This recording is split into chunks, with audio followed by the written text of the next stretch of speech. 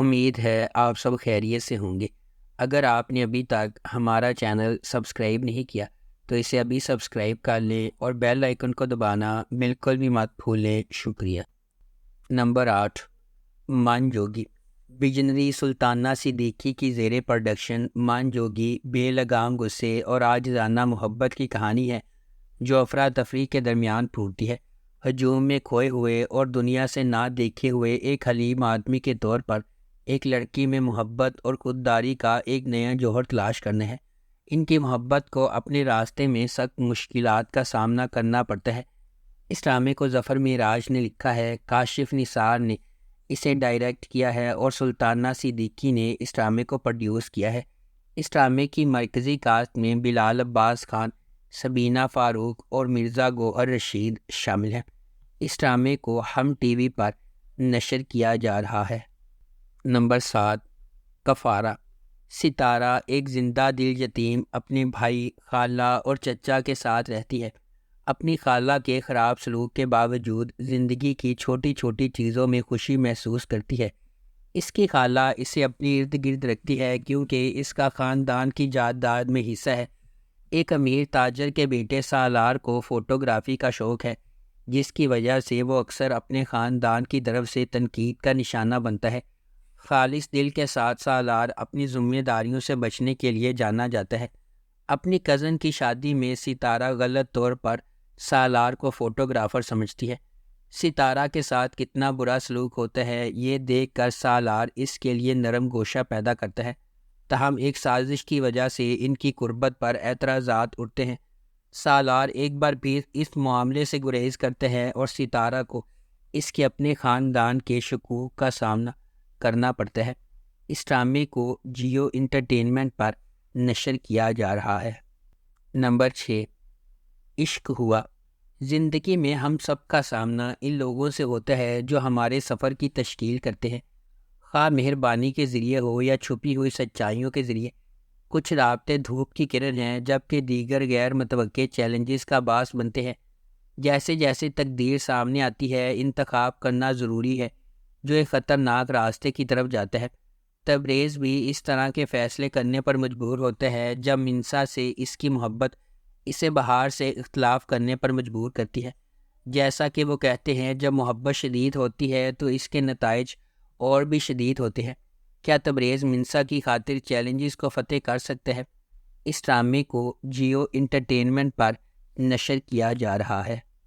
Number 5، کبھی میں کبھی تم۔ جب دو خوبصورت لوگ ملتے ہیں تو کبھی میں کبھی تم جیسے عجائبات وجود میں آتے ہیں۔ فہد مصطفیٰ ایک دہائی کے بعد ٹیلی ویژن سکرین پر جلوہ گر ہوں گے۔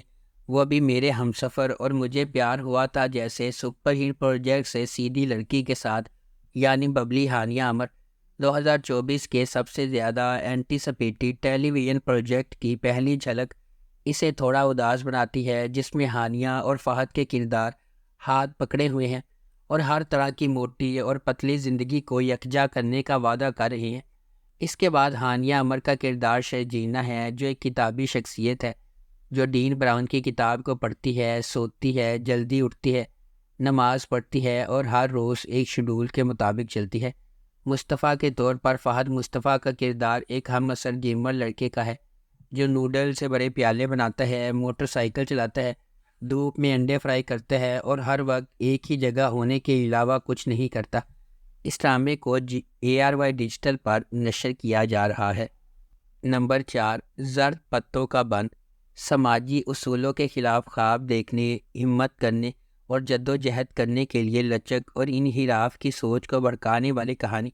جیسا کہ مینو کا راستہ چیلنجز سے بھرا ہوا ہے، اس کے اپنے خاندان سے ابھرتے ہوئے وہ مشکلات کا مقابلہ کرنے اور ایک بڑے مقصد کے لیے اپنے عزائم کو آگے بڑھانے کے لیے ایک جرأت مندانہ سفر کا آغاز کرتی ہے۔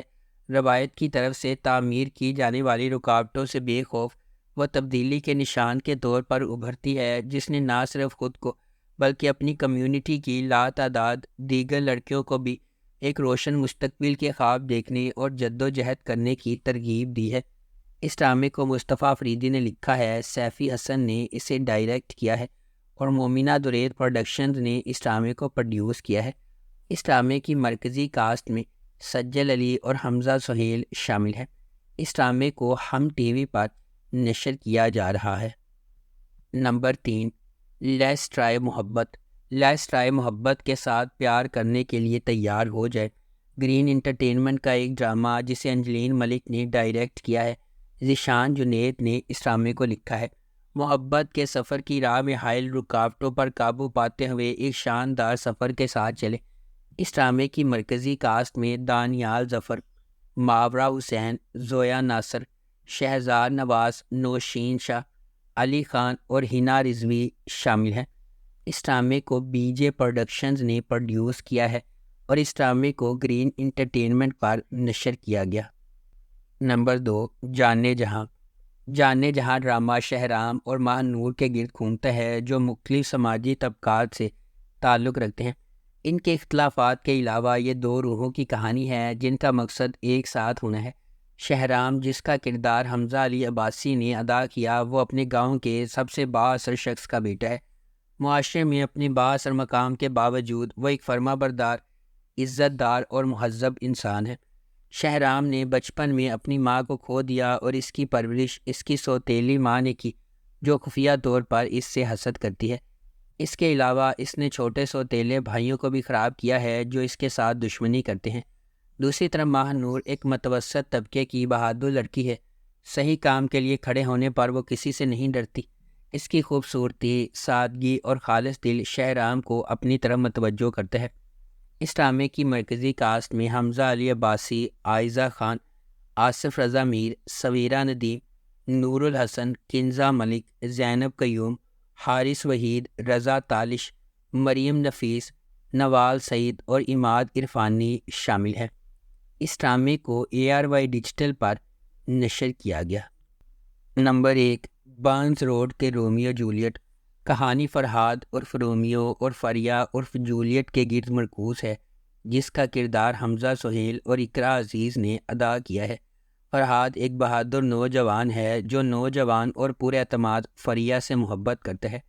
جیسے جیسے رومیو اور جولیٹ کی محبت آگے بڑھتی ہے، ظالم معاشرہ انہیں الگ کرنے کے لیے مداخلت کرتا ہے۔ ڈرامہ یہ کہانی دکھاتا ہے کہ وہ متحد ہو جاتے ہیں یا معاشرہ انہیں کچل دیتا ہے۔ یہ ایک دلچسپ روم کوم کے طور پر شروع ہوتا ہے، جہاں ناظرین اقرا عزیز میں سنو چندہ سے اجشا کی جھلک اور نرم حمزہ سہیل پر ایک بالکل نیا بہادر روپ دیکھ سکتے ہیں۔ لیکن بارنز روڈ کے رومیو اور جولیٹ ڈرامے کی کہانی ایک دلچسپ موڑ لیتی ہے اور ایک محبت کی کہانی میں بدل جاتی ہے جس کے صرف ایک خوشگوار انجام تک پہنچنے کی امید ہے۔ اس ڈرامے کی مرکزی کاسٹ میں اقرا عزیز، حمزہ سہیل، سمیع خان، رضا سمو، شبیر جان، زینب قیوم، شہیرہ جلیل الباسط اور عائشہ جہاں زیب شامل ہیں۔ اس ڈرامے کو ARY ڈیجیٹل پر نشر کیا گیا۔ اگر آپ کو ہماری یہ ویڈیو پسند آئی ہے تو اسے لائک کریں، شیئر کریں اور ہمارے چینل کو سبسکرائب کرنا بالکل بھی مت بھولیں۔ آپ کا بہت بہت شکریہ۔